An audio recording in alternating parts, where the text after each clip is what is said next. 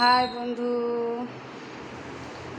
আজকে আমার খুব মাথা গরম হয়ে আছে, তাই একটু বন্ধুদের সাথে গল্প করতে বসে গেলাম। কালকে ছেলেকে বললাম বিস্কুট কম আছে, সেজন্য ছেলে দোকানে গেল। দোকান থেকে যেয়ে দোকান উঠিয়ে নিয়ে আসতো। এই বিস্কুটগুলো আমি খাই না, এই যে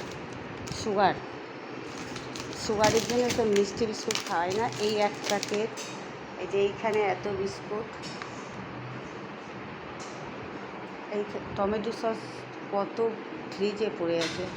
এইগুলো কাসুন্দি আমি ঘরে বানিয়েছি, তার সত্ত্বেও কাসুন্দির বোতল,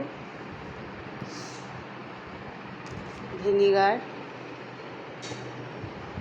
1 বছরের সার্ফ অনেকটাই আছে, তাও 1 বছরের সার্ফ।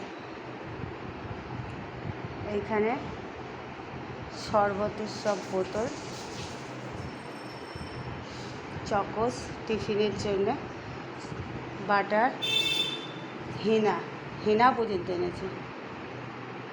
এদেরকে দোকানে পাঠালে এই হয়, দোকানে ওই জন্য নিজের দিকে যেতে হয়,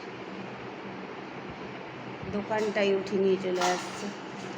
ওই জন্য খুব রাগ, বাড়িতে একটু অশান্তি হয়েই গেল। আবার 4 পেটি ডিম এই গরমে থাকবে?